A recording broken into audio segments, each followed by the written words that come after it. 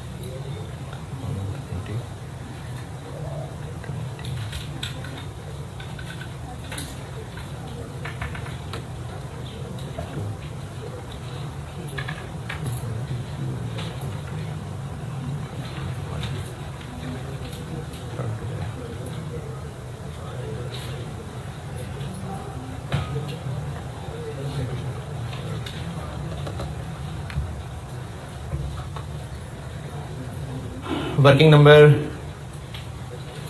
14,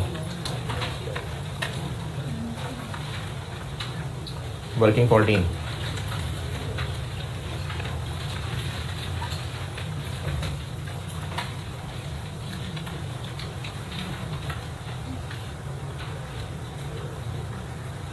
loan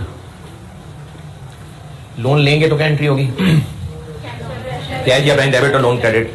और loan वापस करेंगे तो इसमें लोन लायबिलिटी है, बीडीसीडी बैलेंस आ रहा है। नया लोन लिया होगा तो लोन क्रेडिट किया होगा, पुराना वापस किया होगा तो डेबिट किया होगा। इन चारों में से एक फिगर मिसिंग हो तो बाकी तीन पताओं फाइन हो सकती है। लिखें सवाल।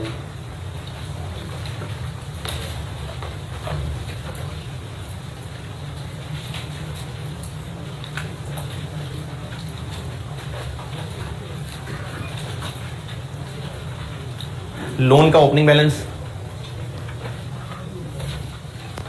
अच्छा, ये मैंने वर्ड लोन लिखा हुआ है लेकिन IS 23 में पढ़ाया था।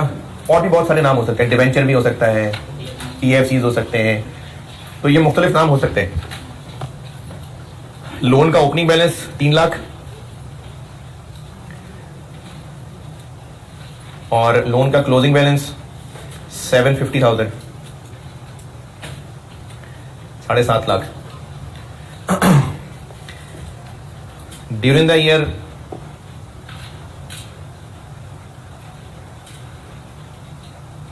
total loan repayments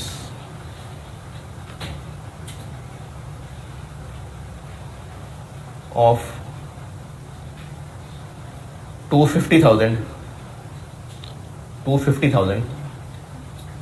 were made.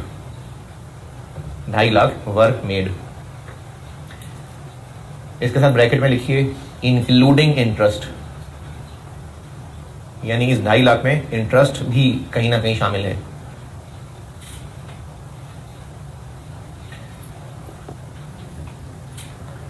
Interest payable का ओपनिंग बैलेंस लिखें। इंटरेस्ट पेएबल का ओपनिंग बैलेंस 46,000 और इंटरेस्ट पेएबल का closing balance 50,000। Interest expense for the year. Interest expense for the year 75,000, 75,000।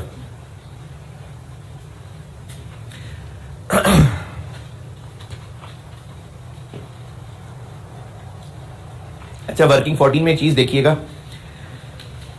Loan में डेबिट क्या होना है? जो प्रिंसिपल अमाउंट वापस की है।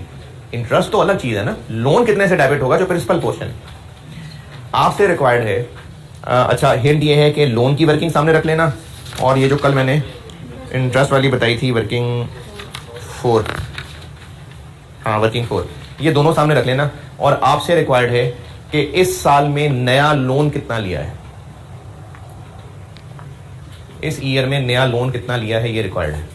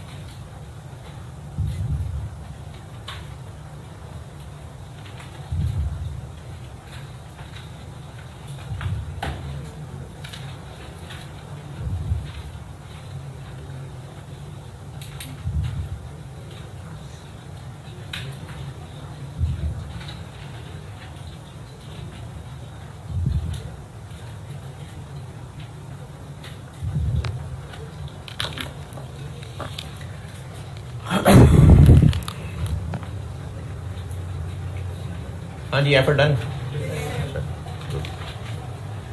इंटरेस्ट पेबल का ओपनिंग 46,000, क्लोजिंग 50,000, लोन का ओपनिंग 3 लाख, लोन का closing 750, interest expense 70, interest paid 71,000 interest इस साल पे हुआ। टोटल लोन की जो रीपेमेंट्स हुई वो हुई 250। इसमें इंटरेस्ट भी शामिल है, ये या ये? क्यों? क्योंकि पेड की बात हो रही है तो इंटरेस्ट पेड इसमें शामिल है, बाकी प्रिंसिपल होगा। ये प्रिंसिपल है जो यहां पर रीपेमेंट्स में आएगा।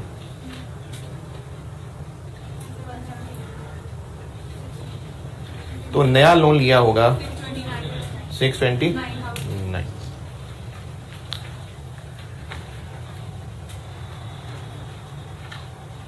हाँ जी, ओके। अच्छा, ये जो भी मैंने 2 क्लासेस में ये इतनी सारी वर्किंग्स करवाई हैं, इसमें ना मैं आपको सिर्फ और सिर्फ इतनी प्रैक्टिस करवा रहा हूं कि कौन कौन सी ट्रांजेक्शन्स में से कितनी इंफॉर्मेशन गिवन है और मिसिंग फिगर्स कैसे निकालनी है। सिर्फ ये प्रैक्टिस कराया मैंने भी, और कुछ इसका मैंने कोई लिंक नहीं बनाया अभी कैश फ्लो से, अब बनाता हूं। और इनमें से काफी सारी चीजें हैं जो मुख्तलिफ टॉपिक्स में आप लोग पढ़ चुके होंगे। इन 2 क्लासेस में कोई बहुत शदीद मुश्किल का शिकार परेशानी, ये सारा कुछ जो हमने किया है ना, ये कैश फ्लो के सवाल की वर्किंग कर रहे हुआ करेंगे आप लोग। अब आते हैं कैश फ्लो क्या, मैं इसको जोड़ता हूं कैश फ्लो के साथ। एक बिजनेस की फाइनेंशियल स्टेटमेंट्स 5 तरह की होती हैं।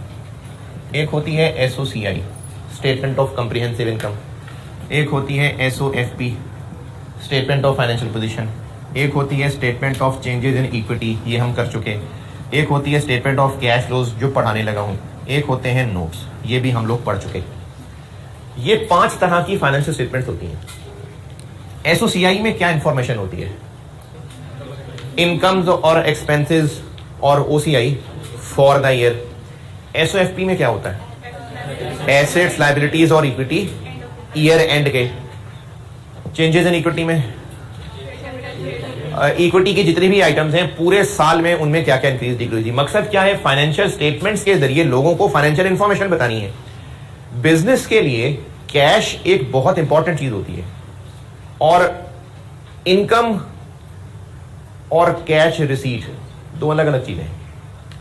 इनकम वो है जिसका फॉर द ईयर जो हमने अर्न की है। जैसे अगर क्रेडिट सेल्स की है तो सेल्स इनकम तो है ना, पैसे नहीं मिले लेकिन सेल्स है, इनकम है।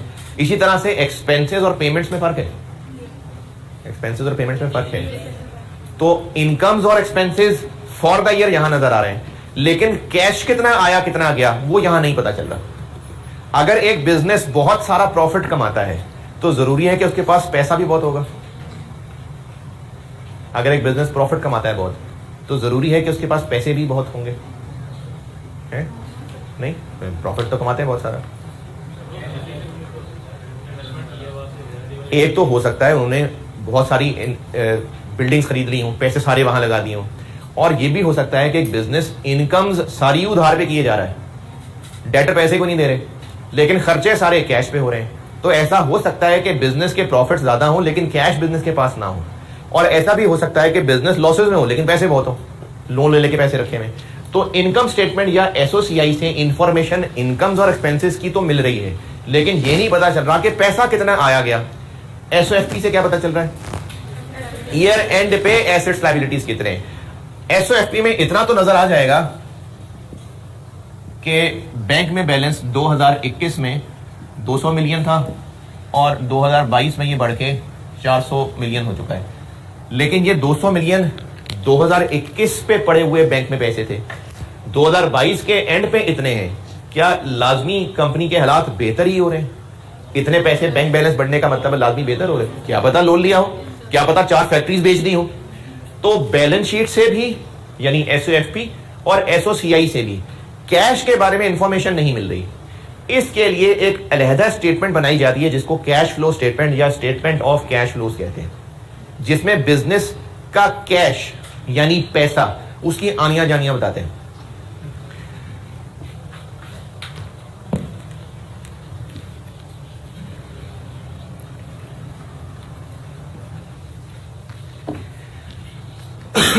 Cash flow statement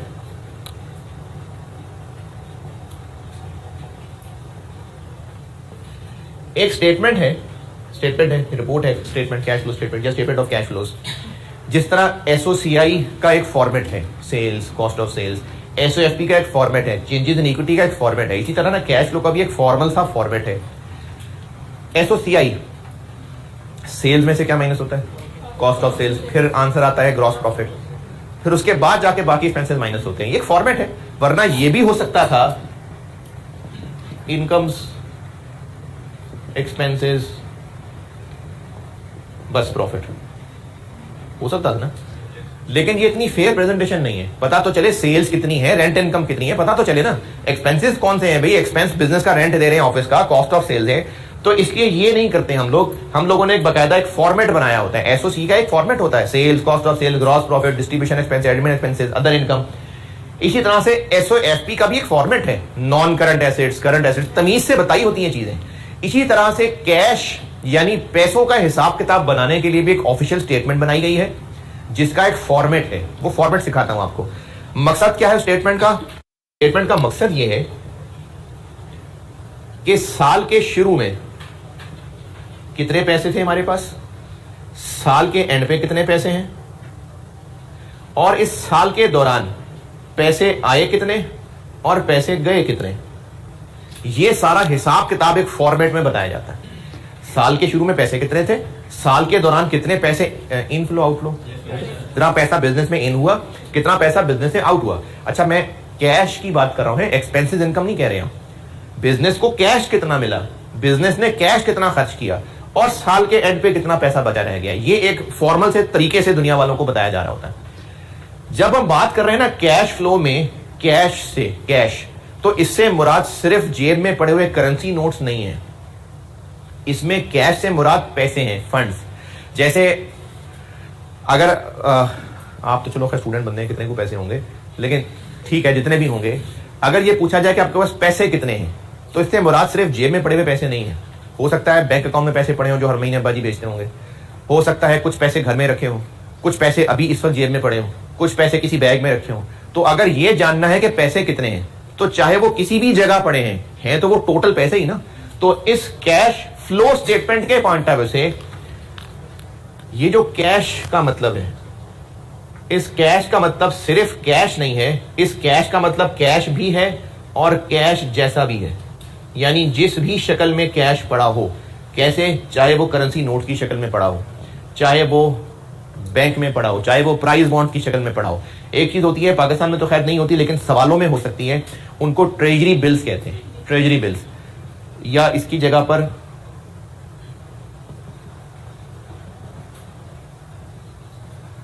short term investment का वर्ड सवाल में यूज हो सकता है।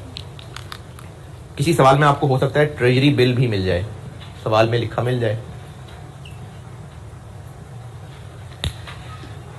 करेंसी नोट्स की शक्ल में पड़े हों पैसे, चाहे बैंक में रखे हों, चाहे ट्रेजरी बिल्स की शक्ल में हों, मकसद है पैसा। तो बिजनेस के पास किसी भी शक्ल में टोटल कितना पैसा मौजूद था साल के शुरू में, साल के दौरान कितना पैसा बिजनेस में इन हुआ, साल के दौरान कितना पैसा आउट हुआ, और साल के एंड पे बिजनेस के पास कितना पैसा पड़ा हुआ है। ये एक फॉर्मेट पे बना के दिया जाता है जिसको कैश फ्लो स्टेटमेंट कहते हैं। इस कैश फ्लो स्टेटमेंट के लिए कैश से मुराद सिर्फ कैश नहीं है, कैश किसी भी शक्ल में पड़ा हो वो भी इसी के अंदर शामिल है। इन सबको मिला के कहते हैं कैश एंड कैश इक्विवेलेंट्स, जिसमें करेंसी नोट्स वो भी शामिल है, बैंक बैलेंस भी शामिल है, और अगर बैंक का पॉजिटिव बैलेंस हो तो वो एक पॉजिटिव कैश है, और अगर बैंक ओवरड्राफ्ट आ रहा है तो वो एक नेगेटिव बैलेंस माना जाएगा। और शॉर्ट टर्म इन्वेस्टमेंट का वर्ड मिल जाए या ट्रेजरी बिल्स, एक ही बात है। तो चाहे किसी भी शक्ल में हो, ये सब मिला के कैश एंड कैश इक्विवेलेंट्स कहलाते हैं। कैश फ्लो स्टेटमेंट एक फॉर्मल स्टेटमेंट है जिसमें यह बताया जाएगा कि साल के शुरू में बिजनेस के पास ये सब मिला के कितने थे, साल के दौरान बिजनेस में कितने पैसे इन हुए, कितने पैसे आउट हुए, और साल के एंड पे बिजनेस के पास ये सब मिला के कितने हैं। इसको कैश फ्लो स्टेटमेंट कहते हैं। जी आप क्या पूछ रहे थे? नहीं, वो शॉर्ट टर्म इन्वेस्टमेंट नहीं होती। नहीं, ये ना प्राइस बॉन्ड्स का आइडिया है? हाँ, वो कैश नहीं होता, लेकिन वो कैश जैसी चीज ही है, फौरन कैश में कन्वर्ट हो जाएगा। किसी भी बैंक में जाएं, उसको प्राइस बॉन्ड दें, प्रोवाइडर के वो ओरिजिनल हो, जाली ना हो, बैंक को दें, बैंक कैश दे देगा, यानी कैश जैसा ही है वो। अगर बैंक में पैसे पड़े हुए तो कैश जैसा ही, अभी एटीएम से निकाल लेंगे तो कैश फौरन वो कैश में कन्वर्ट हो सकता है, उनको कैश इक्विवेलेंट कहते हैं। तो शॉर्ट टर्म इन्वेस्टमेंट एक मिसाल है, और कॉन्सेप्ट क्या है? वो इन्वेस्टमेंट जो फॉरेन कैश में कन्वर्ट हो सकती है, और इस फॉरेन को आईएएस ने 3 महीने कहा हुआ है कि 3 महीने के अंदर अंदर जो कैश में कन्वर्ट हो सकता है वो कैश इक्विवेलेंट है। ये वैसे बात लिख रहे हैं 3 महीने वाली। आईएएस 7 ने 3 महीने का टाइम दिया है कि वो इन्वेस्टमेंट जो 3 महीने के अंदर अंदर फॉरेन कैश में कन्वर्ट हो सकती है वो कैश इक्विवेलेंट के अंदर कवर होगी। तो कैश फ्लो स्टेटमेंट एक फॉर्मल स्टेटमेंट है जिसका एक बाकायदा फॉर्मेट है जो आपको यकीनन याद ही करना पड़ेगा। जिस तरह एसओएफपी का अपनी मर्जी का फॉर्मेट है, चाहे करंट नॉन करंट ना लिखें, अपनी तरफ से नाम लिख लें, करंट नॉन करंट लिखना पड़ेगा। इसी तरह सेल्स में से कॉस्ट ऑफ सेल्स ही माइनस करनी पड़ेगी आपको, फिर ग्रॉस प्रॉफिट निकलेगा। तो एक फॉर्मेट है, आईएएस ने बनाया हुआ है। तो इसी तरह ना ये भी एक फॉर्मेट है, हमें इसको फॉलो करना पड़ेगा। याद हो जाएगा आपको, सवाल कर करके हो जाएगा याद, लेकिन बहरहाल एक फॉर्मेट है जो फॉलो करना पड़ेगा। तो कैश फ्लो स्टेटमेंट एक स्टेटमेंट है जिसमें कैश चाहे किसी भी शक्ल में हो, सबका टोटल 50 मिलियन कैश पड़ा था, 20 मिलियन बैंक में पड़ा था, 10 मिलियन की इन्वेस्टमेंट थी, तो टोटल 80 मिलियन साल के शुरू में अवेलेबल था। साल के दौरान कितना पैसा बिजनेस में इन हुआ, कितना आउट हुआ, और साल के एंड पे कितना कैश पड़ा हुआ है, ये कैश फ्लो स्टेटमेंट का मेन कॉन्सेप्ट है। एसओसीआई में बस टोटल इनकम्स और टोटल एक्सपेंसेस लिख दें और प्रॉफिट निकल आए, काफी है। मकसद सिर्फ प्रॉफिट जानना है नहीं, हमें ये अलग अलग पता चलना चाहिए कि कॉस्ट ऑफ सेल्स कितनी है, अदर इनकम कितनी है, ऑपरेटिंग एक्सपेंसेस कितने हैं, ग्रॉस प्रॉफिट कितना है। एक फॉर्मेट है ना, नजर आनी चाहिए चीजें अलग अलग। इसी तरह से कैश फ्लो स्टेटमेंट में ये पैसे की आनियां जानियां बता दे काफी नहीं है, ये बताना पड़ेगा कि कहां से पैसा आया, ये बताना पड़ेगा कि पैसा खर्च हुआ तो कहां खर्च हुआ। तो इसका एक फॉर्मेट है, और उस फॉर्मेट को तोड़ा ऐसे गया है कि ये जो इनफ्लो और आउटफ्लो है इसको 3 हेडिंग्स में बांट के बताना होता है। जो पैसा फॉर द ईयर इन हुआ और जो आउट हुआ, इसको 3 हेडिंग्स में तोड़ के बताना होता है। एक हेडिंग कहलाती है cash flow from operating activity. सारा मैं फॉर्मेट दिखाता हूं आपको, अभी सब इंट्रोडक्शन दे रहा हूं। Cash flow from operating activities. एक हिस्सा कहलाता है cash flow from investing activities, और एक हिस्सा कहलाता है cash flow from financing activities.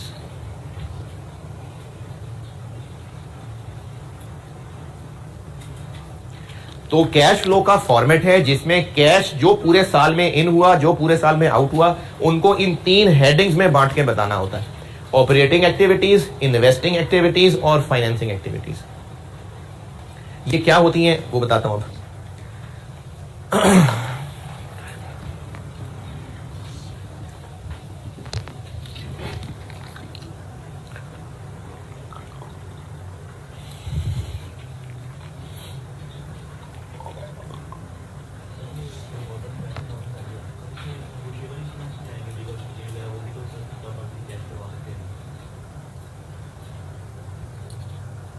मेरा ख्याल है,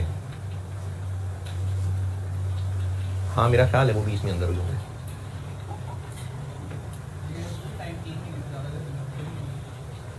मेरे ख्याल में नहीं होता।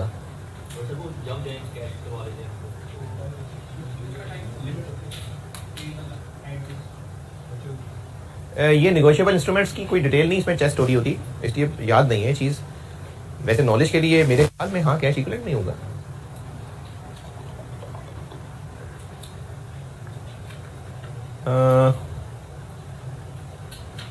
लेकिन नहीं,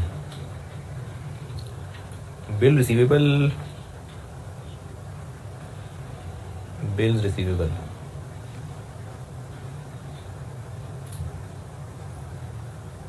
नहीं, बिल रिसीवेबल एक डेटर की तरह की चीज है, मेरा नहीं ख्याल।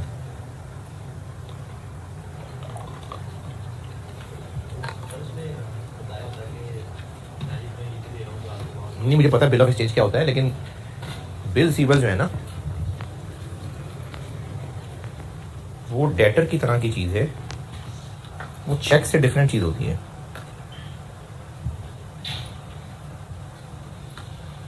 ऐसे कभी गुजरी नहीं है चीज अंदर से। चलो देखते हैं, दोबारा याद दिला दें।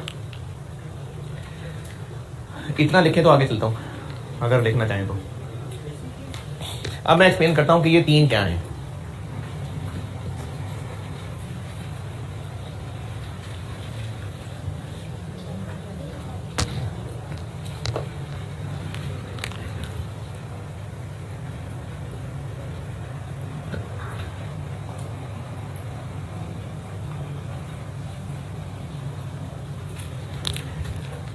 बिजनेस जो भी कर रहा है वो बिजनेस की एक्टिविटीज हैं। जो भी बिजनेस कर रहा है, जो ट्रांजेक्शन कर रहा है, वो बिजनेस की एक्टिविटीज है। ऑपरेटिंग एक्टिविटीज क्या लगता है नाम से? ऑपरेटिंग एक्टिविटीज जो बिजनेस के मेन ऑपरेशंस हैं। जैसे बिजनेस के मेन ऑपरेशंस क्या होते हैं? ट्रेडिंग बिजनेस है, चीजें खरीदता है, बेचता है, दुकान मैनेज की हुई है, उस दुकान के खर्चे होते हैं, एम्प्लॉइज को तनख्वाह जाती है, बिजली के बिल जाते हैं, दुकान का किराया जाता है। ये सब ऑपरेटिंग एक्टिविटीज होती हैं।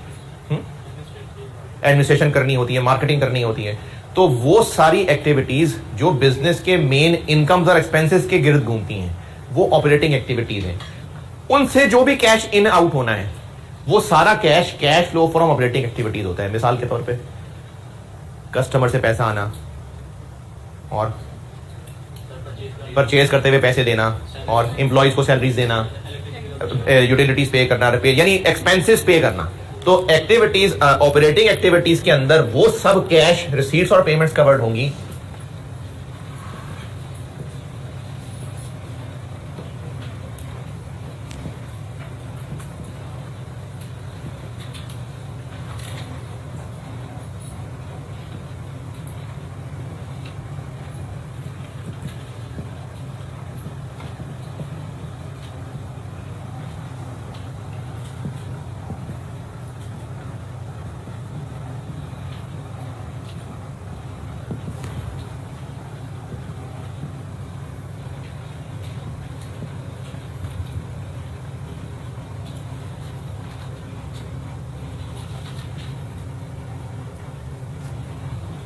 रेंट पे करना, इलेक्ट्रिसिटी पे करना, कस्टमर से पैसा आना, जो बिजनेस के रूटीन ऑपरेशंस हैं, उनसे रिलेटेड जो कैश का आना जाना है, उसको कहा जाएगा cash flow from operating activities.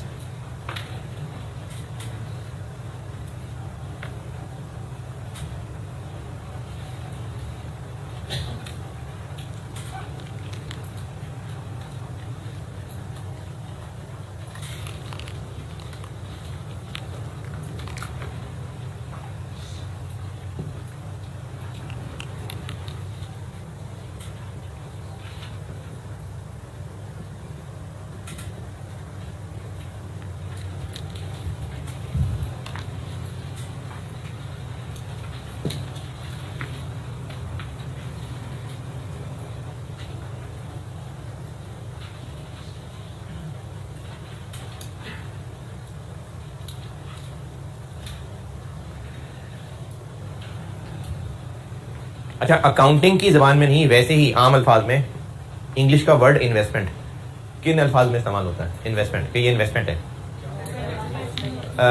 ऐसा खर्चा करना जिससे कल को रिटर्न आएगा, जितना खर्च करेंगे उससे ज्यादा आएगा, यानी फ्यूचर। तो बिजनेस पॉइंट ऑफ व्यू से ऐसी क्या चीजें होती हैं जिनसे फ्यूचर में कुछ बेनिफिट मिलना होता है? अब मैं अकाउंटिंग की जबान में पूछ रहा हूं, ऐसी क्या चीजें हैं बिजनेस की जिनसे फ्यूचर बेनिफिट्स मिलने होते हैं?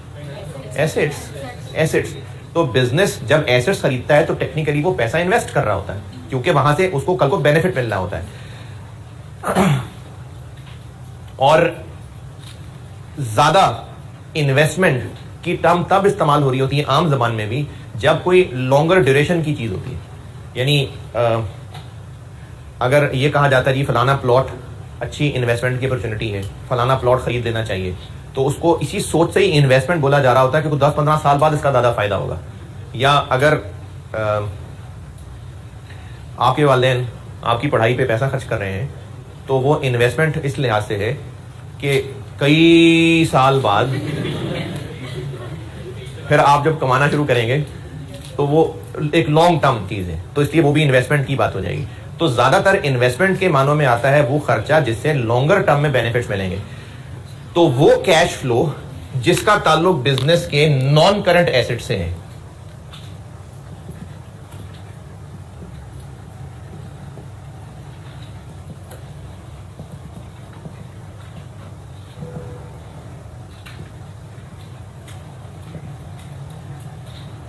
जैसे कि पीपीई खरीदना, पीपीई बेचना,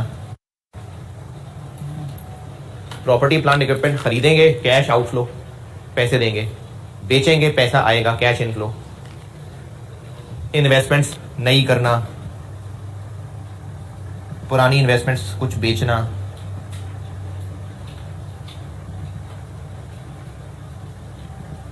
तो ये जो कैश का आना जाना है इसको कहते हैं cash flow from investing activities.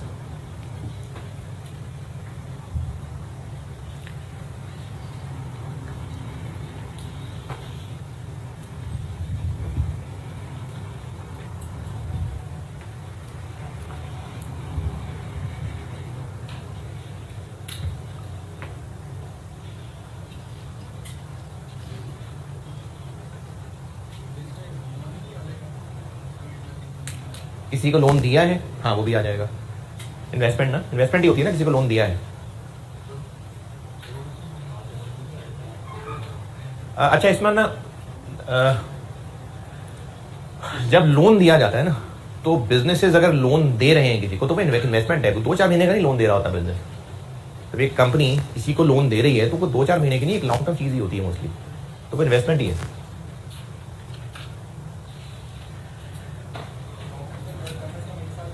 नहीं ये कोई इतना ज़्यादा टेक्निकल नहीं है टाइम पीरियड के हिसाब से। इवन के कुछ सवालों में हम करंट एसेट्स में आने वाली इन्वेस्टमेंट को भी इधर ही कवर कर रहे होंगे, क्योंकि कॉन्सेप्ट इन्वेस्टमेंट का है, इन्वेस्टिंग एक्टिविटीज। ये तो मैंने आप समझ लें कि एक गाइडेंस के लिए नॉन करंट एसेट्स लिख दिया, वरना करंट एसेट्स में आने वाली इन्वेस्टमेंट भी बाद वक्त हम इन्वेस्टिंग में लिख रहे होंगे। तो इन्वेस्टिंग का मतलब है बिजनेस जब इन्वेस्ट करता है कल को रिटर्न आए, इस मकसद के जो भी कैश इनफ्लोज आउटफ्लोज हैं वो इन्वेस्टिंग एक्टिविटीज में आते हैं। यानी मेन काम इन्वेस्टमेंट नियत है। इन्वेस्टमेंट कहते हैं उस खर्चे को जिससे कल को बेनिफिट्स मिलने हो। ज्यादातर वो नॉन करंट होते हैं, लेकिन शर्त नॉन करंट होना नहीं है, शर्त इन्वेस्टिंग होना है। कॉन्सेप्ट है कि बिजनेस जब इन्वेस्ट कर रहा होता है पैसे, तो उससे रिलेटेड जो पैसे का आना जाना होगा वो cash flow from investing activities में आएगा। ज्यादातर नॉन करंट ही होते हैं। नहीं, प्राइस बॉन्ड्स तो कैश इक्विवेलेंट हो गए ना, वो तो कैश ही है। अच्छा ये चलो अच्छा किया, सवाल पूछ लिया। बैंक से पैसे निकालना, cash debit bank credit, cash debit bank credit, वो इनमें से किस में है? किसी में नहीं है, किसी में नहीं है, क्योंकि कैश जो बिजनेस के पास है वो इनमें से किसी भी शक्ल में होगा। इनकी आपस की शक्लें बदलना, बिजनेस के पास पैसा आना नहीं है। ये बात दोबारा समझिए, कैश फ्लो स्टेटमेंट का कॉन्सेप्ट समझाने की कोशिश कर रहा हूं कि कैश फ्लो स्टेटमेंट का कॉन्सेप्ट ये है कि बिजनेस के पास पैसा, चाहे वो किसी भी शक्ल में हो, साल के शुरू में कितना था, साल के दौरान पैसा बिजनेस के पास कितना आया, बिजनेस के पास पड़े हुए बैंक अकाउंट में से कैश निकाल लेना। क्या कोई कैश इनफ्लो है फॉर कैश फ्लो स्टेटमेंट? नहीं, वो तो ये पड़ा, वो तो ऐसे कि इस जेब से पैसे निकाल के मैं यहां रख लूं तो पैसे थोड़ी आ रहे हैं मेरे पास। तो for purposes of cash flow statement पैसे का आने का मतलब है बिजनेस में इन होना, एक शक्ल से दूसरी शक्ल में जाना इन नहीं है। ये बात समझे कि नहीं? कैश किसी भी शक्ल में पड़ा हुआ हो सकता है, एक शक्ल से दूसरी शक्ल में कन्वर्ट हो जाना ये नहीं है कैश फ्लो। कैश बैंक में जमा करवा दिया, बैंक डेबिट कैश क्रेडिट। एक बिजनेस बिल्कुल खाली पड़ा हुआ है, कोई कस्टमर नहीं आता उसके पास, अकाउंटेंट सुबह सुबह जाता है बैंक से पैसे निकाल के ले आता है, शाम को वही पैसे बैंक में जमा करा के चला जाता है, फिर अगली सुबह बैंक से पैसे निकाल के ले आता है, फिर शाम को जाते हुए वही पैसे जमा करा देता है। तो बिजनेस के पास बहुत कैश की आनियां जानियां हो रही है नहीं ना। तो कैश किसी भी शक्ल में पड़ा है वो कैश है, एक शक्ल से दूसरी शक्ल में जाना नहीं है कैश फ्लो। कैश फ्लो है बिजनेस में बाहर से पैसा आना या बिजनेस से पैसा आउट हो जाना, ये कैश फ्लो है कैश फ्लो स्टेटमेंट के पॉइंट ऑफ व्यू से। हाँ, अब ये पैसा आउटफ्लो है, ये बैंक से पेमेंट की, एसेट खरीदी है, ये है आउटफ्लो। कस्टमर ने पैसे दिए, वो चेक थे, चेक बैंक में जमा करा दिया, ये है इनफ्लो। लेकिन हमने वैसे ही खुद ही अपने इस्तेमाल के लिए बैंक से पैसे निकाले और वो कैश की शक्ल में लाके रख लिए, ये कैश फ्लो नहीं है। बैंक से पैसे निकाल के कैश की शक्ल में ले आना, ये अकाउंटिंग में तो कैश डेबिट बैंक क्रेडिट है, बैंक डेबिट कैश क्रेडिट है, लेकिन ये कैश फ्लो नहीं है। तो कैश फ्लो का मतलब है बिजनेस में पैसा इन होना या बिजनेस से आउट होना। बाकी और क्लैरिटी बेहतर होती जाएगी जब सवालों पे जाएंगे ना। तो बिजनेस के पास जितना भी कैश किसी भी शक्ल में इन हो रहा है या आउट हो रहा है, इसको एक फॉर्मेट में बताना है इन 3 हेडिंग्स में बांट के। बिजनेस के जितनी भी ट्रांजैक्शंस हैं होंगी वो इन 3 में से ही किसी एक में। जैसे कस्टमर से पैसे आएंगे, चीजें बेची, कस्टमर से पैसा आया, ये cash inflow from operating activities है। इंप्लॉइज को सैलरी पे की, ये cash outflow from operating activities है। रेंट पे किया, ये cash outflow from operating activities है। उधार पे प्लांट खरीदा, ये कैश फ्लो ही नहीं है। उधार पे चीजें बेची, ये कैश फ्लो ही नहीं है। प्लांट खरीदा, पैसे दिए, ये cash outflow from investing activity. क्योंकि इन्वेस्टिंग एक्टिविटी में ये जो इन्वेस्टिंग का वर्ड है, ये बिजनेस के उन एक्टिविटीज को कवर करेगा जिसमें बिजनेस पैसा लगाता है ताकि कल को रिटर्न मिले। वो मेनली नॉन करंट एसेट्स ही होते हैं। तो नॉन करंट एसेट्स जनरली से रिलेटेड ट्रांजैक्शंस में जो भी पैसा आए जाएगा वो कैश इनफ्लो या outflow from investing activities. Finance करने का वर्ड इस सेंस में इस्तेमाल होता है कि जैसे इस प्रोजेक्ट को जी फाइनेंस कौन कर रहा है, इस प्रोजेक्ट को किसने फाइनेंस किया, इस बिजनेस को किसने फाइनेंस किया, ये इन मानों में इस्तेमाल होता है कि पैसा लगा कौन रहा है। तो बिजनेस में पैसा कौन लगा रहा होता है, बिजनेस को पैसा कौन दे रहा होता है ताकि बिजनेस उसको यूज करे। 2 तरह की कौमें होती हैं, या वो ओनर्स होते हैं या वो लेंडर्स होते हैं, या वो बिजनेस को लोन दे रहे होते हैं या वो बिजनेस में ओनर बन के पैसा लगा रहे होते हैं। तो इन दोनों से रिलेटेड जो भी पैसे की आनियां जानियां हैं उसको कहते हैं cash flow from financing activities.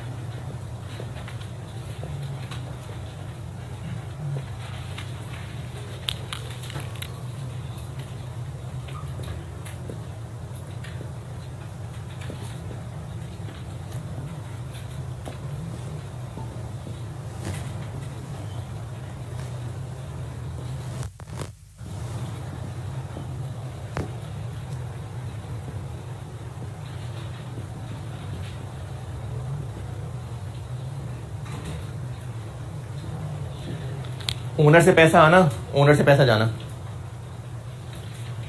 Owner से पैसा आना और ओनर को पैसा जाना। इसी तरह नया लोन लेना और पुराना लोन वापस करना, ये होते हैं कैश इनफ्लोज या outflows from financing activities. Interest की बात मैंने इंटेंशनली नहीं लिखी, इंटरेस्ट पे भी अलग से बात करता हूं।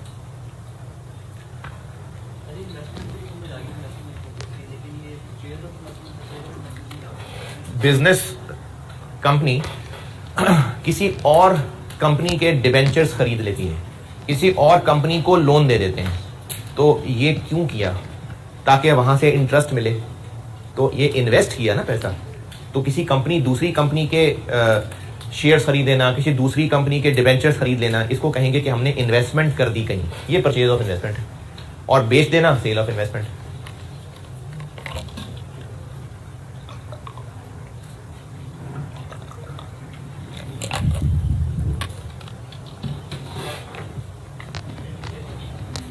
है जी, पेड लिखा है। हाँ,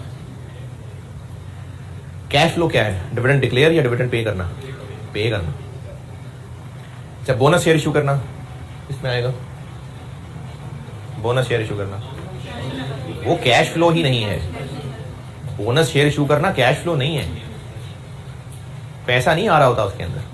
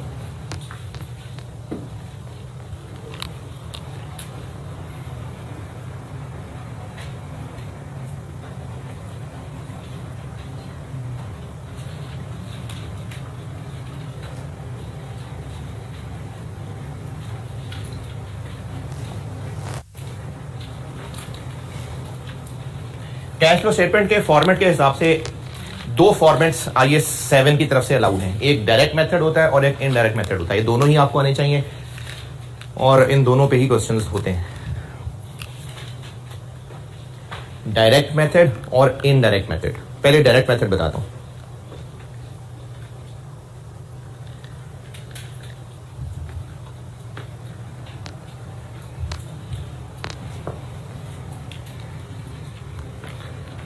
पहले करते हैं हम डायरेक्ट मेथड।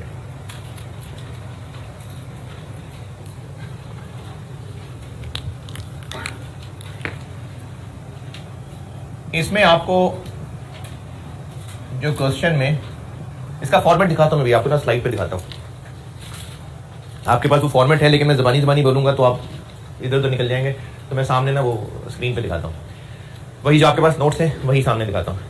एग्जाम क्वेश्चन में आपको जो गिवन होगा डाटा, वो दो बैलेंस शीट्स होंगी, दो SOFPs गिवन होंगी, एक करंट ईयर की और एक कंपैरेटिव। अगर 2022 की कैश फ्लो का सवाल है तो 2022 का एक बैलेंस शीट का कॉलम होगा और एक इसका होगा। यानी आपको किसी एक साल के क्लोजिंग बैलेंसेस भी अवेलेबल होंगे और ओपनिंग भी अवेलेबल होंगे। तो आपको दो बैलेंस शीट्स दी होंगी और करंट ईयर की SOCI दी होगी।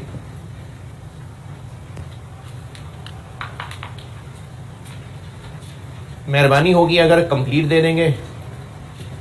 अगर सवाल थोड़ा मुश्किल बनाना होगा तो टूटी फूटी इंफॉर्मेशन दे देंगे। पार्शली भी गिवन हो सकती है, 2-3 फिगर्स बता दी, बाकियों के लिए पहेलियां बना दी, और पूरी SOCI भी हो सकती है।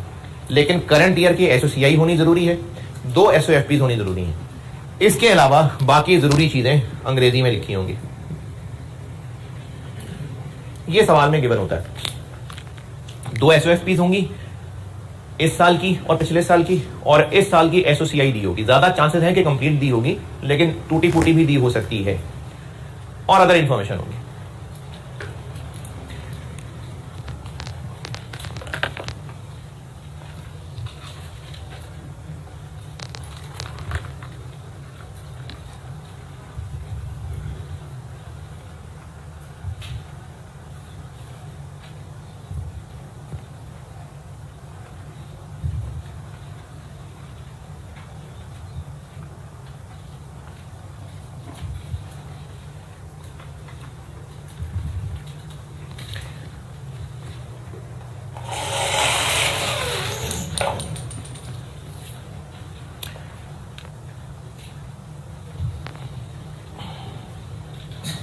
अच्छा, मैं आपके ना नोट्स ही दिखा रहा हूं। अगर यहां ना पढ़ा जा रहा हो तो पढ़ वहां लेना।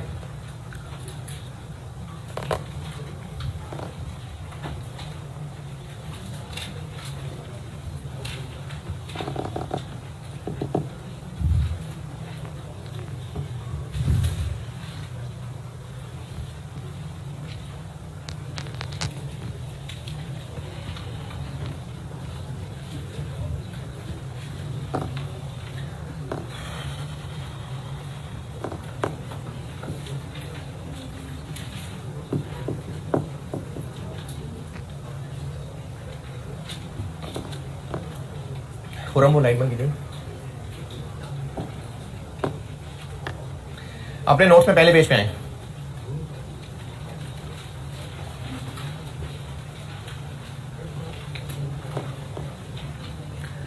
अच्छा, बेशक ये इनडायरेक्ट मेथड है, लेकिन जो चीज अभी दिखाना चाह रहा हूं मैं, एक स्टेटमेंट है, कंपनी का नाम, heading, year, for the year ending, rupees के 2 कॉलम बनाए हुए हैं।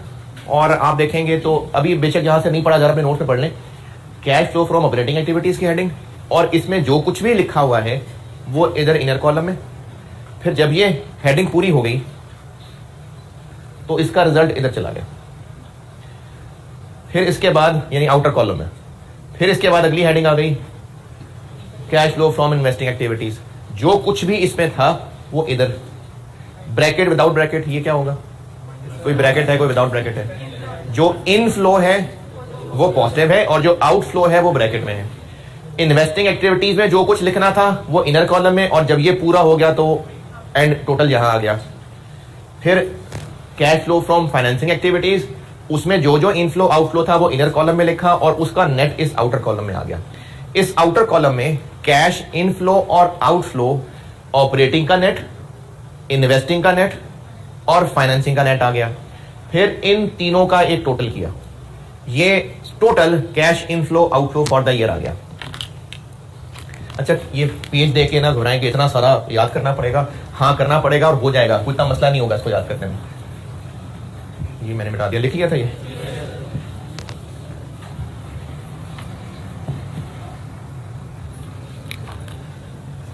अगर कैश बैंक सब मिला के साल के शुरू में 200 था, टोटल जो रिसीट्स हुई वो 1300 हुई, टोटल जो पेमेंट्स हुई वो 1120 हुई, तो साल के एंड पे कितना पैसा रह गया होगा बिजनेस के पास?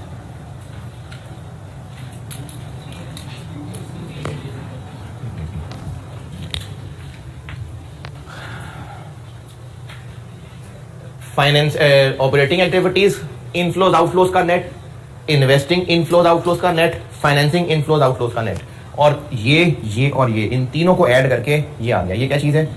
नेट कैश इनफ्लो या आउटफ्लो। वो जो मैंने वहां मिसाल लिखी है, ये क्या फिगर होगी?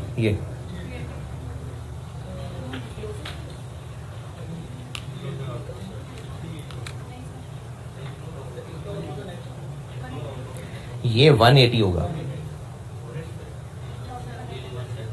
ये मैंने अभी इनफ्लोज आउटफ्लोज का नेट किया है सिर्फ, ये 180 है।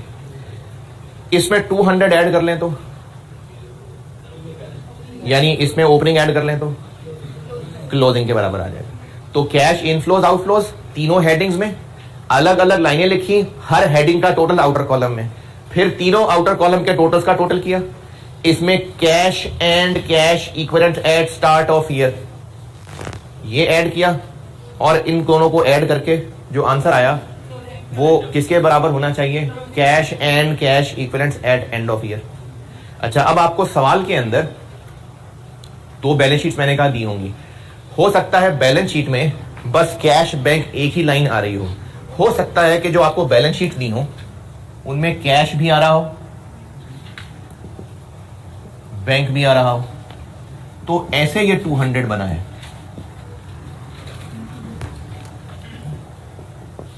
इसी तरह करंट ईयर की फिगर्स में कैश भी आ रहा हो, बैंक ओवरड्राफ्ट आ रहा हो,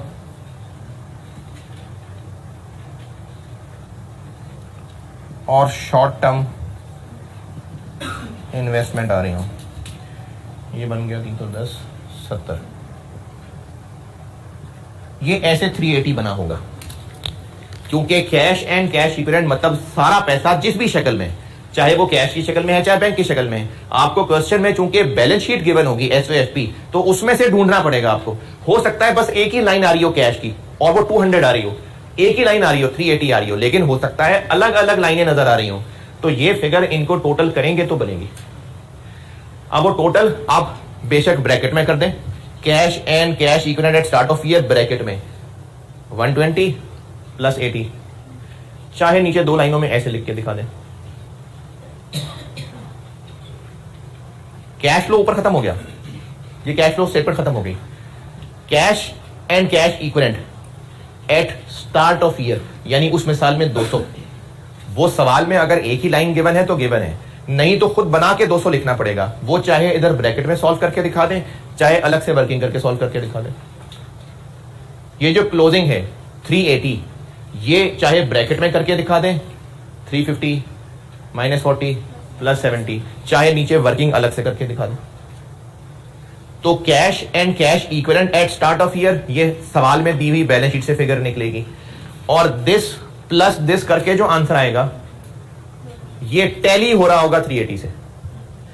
देखें, ऊपर वाली फिगर्स को ऐड करके ये लिखा, ये फिगर सवाल से देख के लिखी, इनको प्लस किया, आंसर 380 आ गया, और खुशी हो जाएगी अगर ये टैली कर रहा होगा।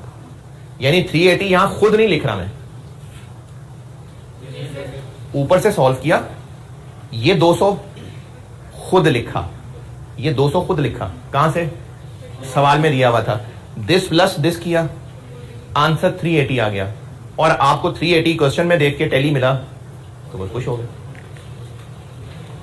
तो इस फॉर्मेट में ये जो पहला पेज है ना, ये कैश फ्लो स्टेटमेंट का फॉर्मेट है। 3 headings, cash flow from operating, cash flow from investing, cash flow from financing. Her heading के अंदर जो जो आइटम्स हैं वो इनर कॉलम में, उनका टोटल आउटर कॉलम में। फिर तीनों का टोटल ग्रैंड टोटल किया, उसमें cash and cash equivalent at start of year add किया, और उसका आंसर क्लोजिंग के बराबर आ गया। ये कैश फ्लो स्टेटमेंट का फॉर्मेट है। अब इसमें बाकी चीजें क्या हैं उन पे भी आते हैं। पहले इन्वेस्टिंग एक्टिविटीज देखते हैं। ये मैंने ना मिसालें लिखी हुई हैं, जरूरी नहीं सवाल में सारा कुछ होगा, मैंने तो मिसालें लिखी हैं। हो सकता है मैंने 100% कवर कर लिया हो सकता है इसके अलावा भी कुछ सवाल में टेस्ट हो जाए। तो आप फॉर्मेट को याद जरूर करें, लेकिन दिमाग बंद करके रट्टा नहीं लगाना। सवाल में अगर कोई डिफरेंट चीज आ गई तो उसको खुद से यहां लिख सकते हैं। कॉन्सेप्ट क्या है, इन्वेस्टिंग एक्टिविटीज यानी नॉन करंट एसेट से रिलेटेड जो जो कैश इनफ्लो आउटफ्लो है वो यहां है। अब आप ये सारी आइटम्स पढ़ के देख लें, ये सारी कहीं ना कहीं पहले हमने पढ़ी हुई हैं। पीपीई की परचेज, सेल ऑफ पीपी, ये आउटफ्लो है, ये इनफ्लो है। इन्वेस्टमेंट प्रॉपर्टी खरीदना, पैसे देंगे, आउटफ्लो है। इन्वेस्टमेंट प्रॉपर्टी बेचना, पैसे आएंगे, इनफ्लो है। कैपिटल वर्क इन प्रोसेस पे खर्चा किया, आउटफ्लो है। कोई लॉन्ग टर्म डिपॉजिट्स कहते हैं, वापडा का कनेक्शन लगवाया और उनको सिक्योरिटी डिपॉजिट जमा करवा दिया, तो ये एक लॉन्ग टर्म एसेट होता है, ये आउटफ्लो है। गवर्नमेंट से पैसे मिले, ग्रांट रिलेटेड टू एसेट, पैसे मिलना, इनफ्लो। पैसे वापस करना, आउटफ्लो। इन्वेस्टमेंट खरीदी, आउटफ्लो। इन्वेस्टमेंट बेची, इनफ्लो। ये इनफ्लो। ये मैंने मिसालें लिखी हुई हैं। ये सब चीजें नॉन करंट एसेट से मेनली रिलेटेड हैं और इनफ्लो आउटफ्लो है। अच्छा, अब आप ये फिगर्स कैसे निकालेंगे, वही जो 2 दिन से प्रैक्टिस कर रहे हैं। आपको 2 बैलेंस शीट्स गिवन है, अदर इंफॉर्मेशन गिवन है। तो जो मैंने कल आपको पीपीई की प्रैक्टिस के लिए एक सवाल कराया था, मैंने ओपनिंग क्लोजिंग बैलेंस दिया था पीपीई का, डेप्रिसिएशन बता दी थी, बेचना बताया था, रीवैल्यूएशन का ओपनिंग क्लोजिंग बताया था, कैपिटल वर्क इन प्रोग्रेस का ओपनिंग क्लोजिंग बताया था। ये सब सवाल में कहां गिवन है? जो जो कुछ मैंने कल और परसों प्रैक्टिस कराते हुए ओपनिंग क्लोजिंग बैलेंसेस बोले थे, वो सवाल में कहां है आपके पास? 2 बैलेंस शीट्स में नजर आ रहे हैं, और जो बाकी चीजें बताई थी वो अदर इंफॉर्मेशन में नजर आ रही है। तो आप वर्किंग्स में वो सारी मेहनत करके ये फिगर्स कैलकुलेट करके ऐसे फेस पे लिखेंगे। वर्किंग्स में वो काम कर रहे होंगे जो कल परसों कर रहे थे। इन्वेस्टिंग एक्टिविटीज की सारी आइटम देख लें, मैंने तकरीबन मेन पीपी की प्रैक्टिस कल कर ली, और आगे भी प्रैक्टिस ही आएगी, लेकिन मैंने आपको ये फॉर्मेट दिखाने से पहले वो वर्किंग की प्रैक्टिस कराइए ताकि इमेज बेहतर बन सके। तो सवाल में हमें 2 बैलेंस शीट्स गिवन होंगी, अदर इंफॉर्मेशन गिवन होगी। कल वाली प्रैक्टिस के मुताबिक हम वर्किंग करेंगे और फिगर्स यहां फेस पे लिखेंगे। इन्वेस्टिंग एक्टिविटीज, फाइनेंसिंग एक्टिविटीज देखिए, इश्यू ऑफ शेयर से पैसा आएगा। पिछली क्लास में इसकी एक प्रैक्टिस मैंने कराई थी। वर्किंग करनी पड़ेगी, वहां से हमें पता चलेगा टोटल कितना कैश आएगा। डिविडेंड पेड, ये भी कल सवालों में कहीं आया। नया लोन लिया, पुराना वापस किया, ये अभी अभी क्लास के शुरू में किया है। तो ये फाइनेंसिंग एक्टिविटीज के कैश इनफ्लो आउटफ्लो हैं, और सवाल में जो डाटा दिया होगा उससे हम वर्किंग करके ये फिगर्स कैलकुलेट करेंगे। इन्वेस्टिंग और फाइनेंसिंग एक्टिविटीज, ओके। बाकी प्रैक्टिस करेंगे ना तो इसमें बेहतरी आती जाएगी, फॉर्मेट होता जाएगा याद। आपको प्रैक्टिस बड़ी जरूरी होगी इसके लिए। इन्वेस्टिंग और फाइनेंसिंग एक्टिविटीज की सारी लाइनें देख लें, इनमें से फिर भी किसी चीज में कुछ पूछना है। ये सारी वही वर्किंग है जो मैं साथ साथ दिखाता रहा हूं, मैंने उनके रेफरेंस दिए हुए, ये हम प्रैक्टिस कर रहे हैं पिछली 2 क्लासेस से।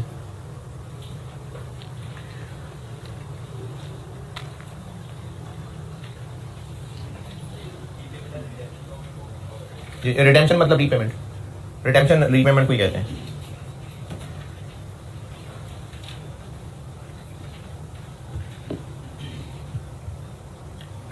चलें इधर ऑपरेटिंग एक्टिविटीज देखें, यहां से लेके यहां तक। ये पोर्शन अभी नहीं बता रहा, इसके आगे देखते हैं। इससे आगे क्या क्या है? इससे आगे tax paid, interest paid, dividend received और इंटरेस्ट। ये 4 लाइनें याद कर लें। इसके अलावा और भी कोई हो सकती है चीज, लेकिन वो एग्जाम प्रैक्टिस के साथ बताऊंगा। मेनली ये 4 लाइनें हैं, tax paid, interest paid, dividend received और इंटरेस्ट रिसीव्ड। ये 4 लाइनें इसके नीचे आती हैं। कैश जनरेटेड फ्रॉम ऑपरेशन एक फिगर है, ऊपर वाली फिगर ही समझाई मैंने आपको। ये 4 लाइनें यहां पर आ रही हैं। अच्छा, अब ये 4 लाइनें अगर सवाल में गिवन है तो ठीक है, नहीं तो डाटा है वहां से कैलकुलेट कर लेंगे। जैसे टैक्स पेड आपको tax payable, advance tax, opening closing given हो, टैक्स एक्सपेंस गिवन हो, तो पेड निकल आएगा, यहां लिख देंगे। हो सकता है सवाल में गिवन हो तो देख के लिख दें। इंटरेस्ट पेड अभी कुछ देर पहले सवाल किया है। डिविडेंड रिसीव्ड, इंटरेस्ट रिसीव्ड, इनकी भी मैंने कल वर्किंग जबानी दिखाई थी। तो सवाल में डेटा से हम ये फिगर्स कैलकुलेट कर सकते हैं, वो फिगर्स यहां पर लिखी जाएंगी। नहीं, हम अगर किसी कंपनी के शेयर्स में इन्वेस्ट किए हुए हैं तो हमें डिविडेंड मिल रहा होगा ना, वो डिविडेंड रिसीव्ड है। और जो कंपनी ने अपने शेयर होल्डर्स को देना है वो डिविडेंड पेड है। Tax paid, interest paid, dividend received और इंटरेस्ट रिसीव्ड। पेज 2 पे आइए, और अगर यहां पढ़ा जा रहा है तो बेशक यहां देख लें, नहीं तो अपने पास देख लें। ये मैंने पेज 2 के शुरू में कुछ एग्जाम नोट्स लिखे हुए, इनमें से नोट नंबर 3 देखें। 4 नाम हैं, dividend received, interest received, dividend paid, interest paid. इन चारों के बारे में IAS 7 की तरफ से 2 इजाजतें हैं। ये जो रिसीव्ड हैं, इनके बारे में इजाजत है चाहे इनको ऑपरेटिंग एक्टिविटीज में लिख दें, चाहे इनको इन्वेस्टिंग एक्टिविटीज में लिख दें। इन्वेस्टिंग में क्यों? क्योंकि कहीं इन्वेस्ट किया है तो वहां से डिविडेंड आ रहा है ना, कहीं इन्वेस्ट किया है तो वहां से इंटरेस्ट आ रहा है ना, तो इसकी इन्वेस्टिंग में लिख सकते हैं। लेकिन चूंकि ये इनकम भी होती है तो ऑपरेटिंग में लिखना भी ठीक है। इसी तरह डिविडेंड पेड इक्विटी ओनर्स को दिया जा रहा है, इंटरेस्ट पेड लेंडर्स को दिया जा रहा है, इसलिए इनको फाइनेंसिंग में लिखना भी अलाउड है। और चूंकि ये एक्सपेंस है इसलिए ऑपरेटिंग में भी लिखना अलाउड है। ये दोनों इजाजतें हैं, लेकिन ICAP के सॉल्यूशन में जनरली डिविडेंड पेड फाइनेंसिंग में लिखा होता है, इसलिए मैंने भी इसको फाइनेंसिंग में रख लिया और बाकी तीनों को ऑपरेटिंग में रख लिया। लेकिन वैसे इन चारों के बारे में ये 2 इजाजतें मौजूद हैं। आप वैसे याद ऐसे ही कर लें कि डिविडेंड पेड फाइनेंसिंग में, देखिए मैंने फाइनेंसिंग में लिखा है इसको, और बाकी तीनों ऑपरेटिंग में इधर। तो interest paid, interest received, dividend received ये ऑपरेटिंग में रख लें और डिविडेंड पेड फाइनेंसिंग में रख लें। इन 4 के बारे में IAS 7 ने ये इजाजत दी हुई है।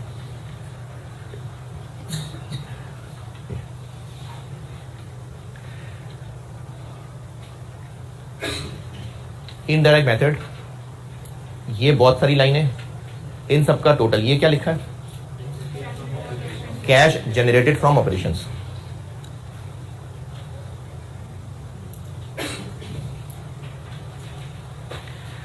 Direct method, cash generated from operations. इसके बाद डायरेक्ट मेथड और इनडायरेक्ट मेथड का फॉर्मेट एक ही है, तो मैंने इसलिए डायरेक्ट मेथड में वो दोबारा नहीं छापा। ये बात दोबारा देखिए, indirect method cash flow from operating activities, ये काफी सारी लाइनें, इनका total cash generated from operations.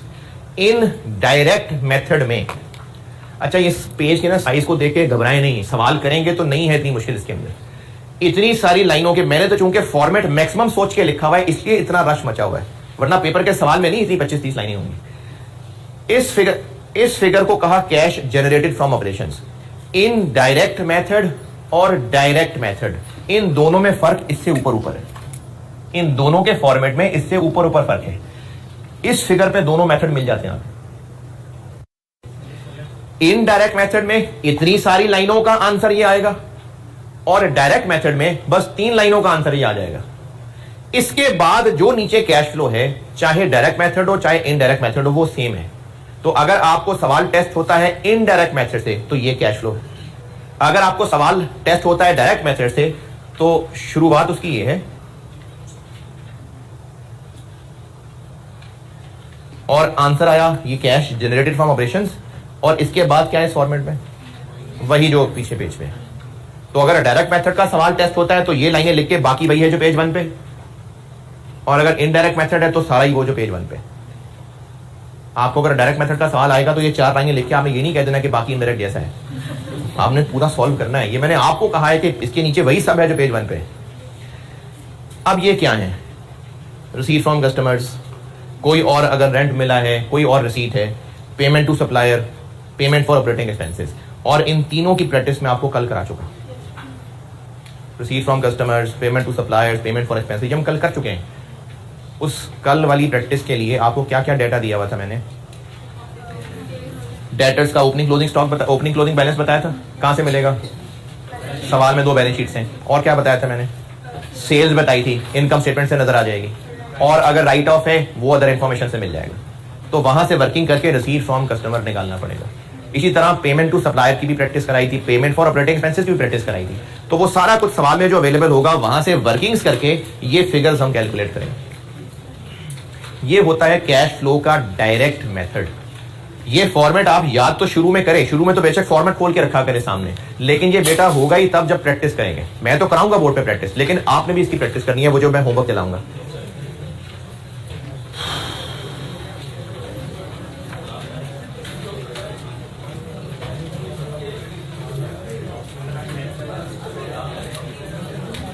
अच्छा, आज मैं एक्स्ट्रा उसकी कॉस्ट की रखूंगा, FR1 की कल जी।